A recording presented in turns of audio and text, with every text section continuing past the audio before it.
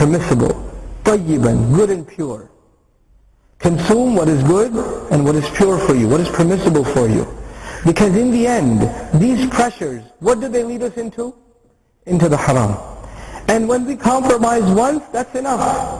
You know, we say we believe in Allah, we're good all the time, but when the test comes, when the time comes when you're tested, you say, I just made one mistake. I mean, everything else is fine. You know, I just got into one little haram business, but at least I went to Hajj last year, or I'll go again for Umrah this year. I'll make up for it, right? But I can keep doing that because I don't want to let that go.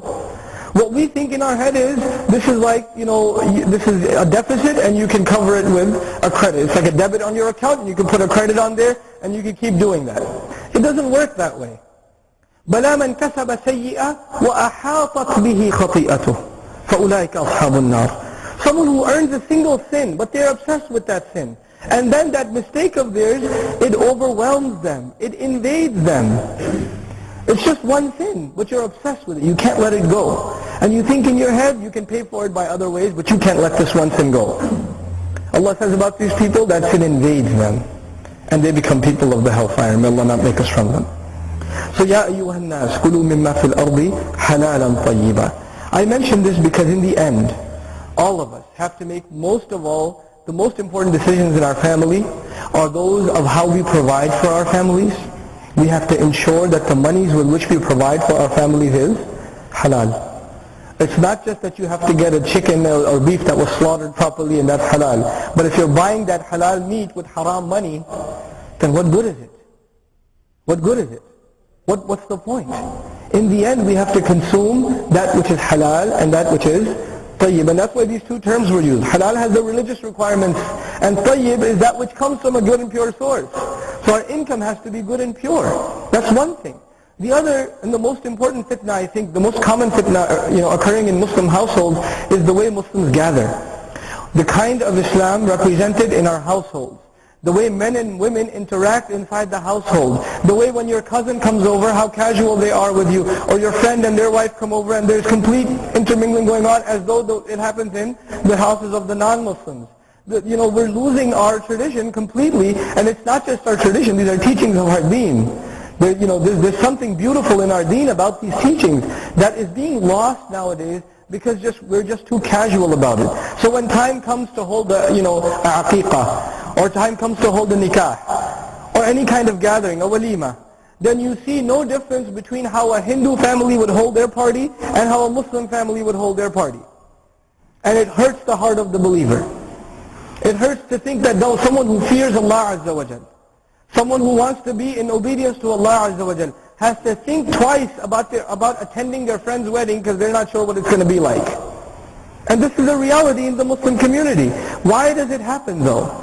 It happens because we are more concerned with our social reputation than we are with the love of Allah. Telling someone that this is halal and haram, by the way, will not change anything. It won't. When a Muslim commits haram, when they buy something haram, when they do something haram, when they eat something haram, don't they know it's haram? You don't have to be a scholar of Islam to know certain things are haram. I had a really good friend of mine, he always reminds me of this story, a really good friend of mine in college. We lost touch after a while. I saw him, he had a really fancy car. I said, wow, mashallah, nice car. Yeah, I just got it at 3% finance. And I said, really, finance? He said, yeah, just 3% interest. I said, don't you know that's haram? He said, yeah. I said, why'd you do it? I don't know. It was a good deal. You see, it happens sometimes. Yeah, it's haram, I know it's bad, but come on.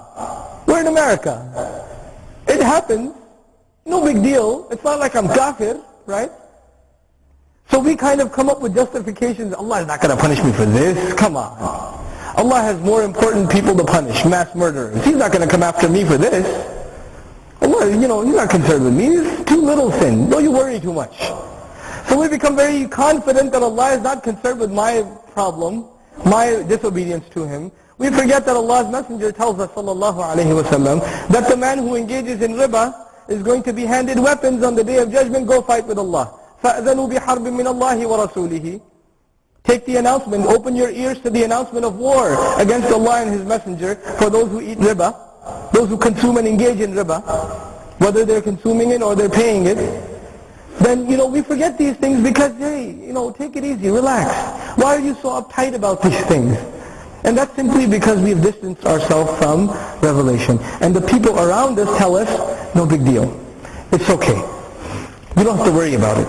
And the worst thing I've ever seen, wallahi, the worst thing I've ever seen is the elder in a community telling a young person in the community, don't worry about it, I know it's haram, but we're living in difficult times, it's all good. And even if it is, you can tell Allah I told you.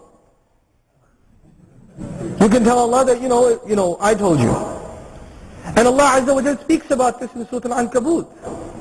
And He tells us, اتَّبِعُوا سَبِيلَنَا وَلْنَحْمِلْ خَطَايَاكُمْ. Why don't you follow our way? We will carry your sins for you. وَمَا هُمْ بِحَامِلِينَ مِنْ خَطَايَاهُمْ مِنْ شَيْءٍ إِنَّهُمْ لَكَاذِبُونَ. They're not going to be carrying anybody's sins. They're just lying. وَلَا يُحْمِلُنَّ أَثْقَالَهُمْ وَأَثْقَالًا مَعَ أَثْقَالِهِمْ. And they're going to be carrying their own sins, their own burden, and a burden on top of their own burden for running their mouth like that. That's what they're going to end up doing. وَلَا يُسْأَلُنَّ يَوْمَئِذٍ عَمَّا كَانُوا يَعْمَلُونَ. They're going to be interrogated about what they used to do and the things they used to say. This is not a casual thing. But the real difference between someone who will do these things and fall into peer pressure and the one who will hold themselves back is the one who loves Allah and the one who just knows about Allah. Not just knowing about Allah, knowing about the halal and haram, that's not enough. You have to have a love of Allah. Because it's only that love of Allah that will make you stop doing what the other pressures are pulling you in. They're pulling your heart in that direction. And if the love of Allah doesn't pull you out of that direction, you're going to fail. So Allah speaks about, when He speaks about dhulm, He speaks about the dhulm in love. يُحِبُّونَهُمْ كَحُبِّ اللَّهِ وَالَّذِينَ آمَنُوا أَشَدُّ حُبًّا لِلَّهِ. Because in the end, knowledge does not stop you from doing the haram. People know it's haram and they still do it. In the end, it is the love of Allah, the awe of Allah, the regard of Allah.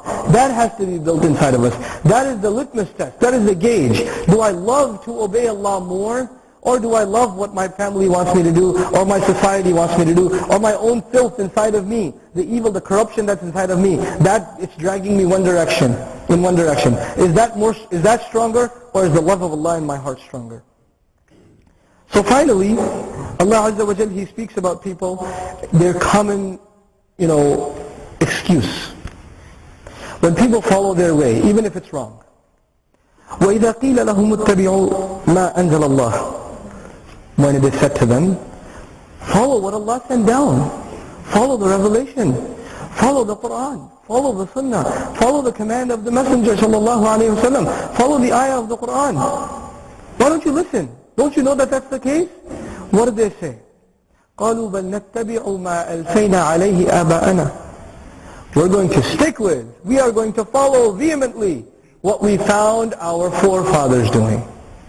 This is our tradition. This is how we've been doing things. We can't abandon our legacy like that. And these ayat are talking about the mushrikun, right? When they were being called to Tawheed, when they're being called to Islam, how long have they been worshipping idols? Their fathers were worshipping idols. Their grandfathers were worshipping idols, right? So imagine your father respects something and you disrespect it. Can you do that? Is that easy to do? No. Your grandfather had a lot of respect for something. They had a tradition, they had a culture. And now Muhammad sallallahu alayhi wa sallam comes along and he says, leave it. Leave all of it. Now even if he has a good argument, what's the stronger argument it seems in your heart? Hey, wait a second. My father had a lot of respect for these idols. You want me to just call them shirk? And anyone who does this goes to hell? That would have to mean that I believe that my father went to hell and my grandfather went to hellfire because they worship these idols. I can't make that statement. It's not easy for me to do. I have an affiliation with my family. But this is the difference between the one who truly finds Allah Azza wa Jal and loves the truth, and the one who can't let go of his other affiliations, his other ties. Allah Azza wa Jal even severed the tie between Nuh alayhi salam and his son because of this truth. So where does that leave us? This is a major problem in all of our families. Illa masha'Allah. Today, as far as I know, Allah knows best, most of us are part of families in which if you are religious, you are the strange minority. You're the weird cousin. Everybody else is considered normal in your family and you're the strange one. Because you go to masjid sometimes. Or because you're concerned about not doing the haram. So we're being ostracized in our own families, and the weird thing is, This used to happen in the time of the Prophet ﷺ when the family was mushrik and you had become Muslim. And it's happening in our times when everybody's Muslim. So the one who's trying to implement something of this deen in their life is being ridiculed by their family, and the strange thing is their family is Muslim. Their own family is Muslim and they're still ridiculing them.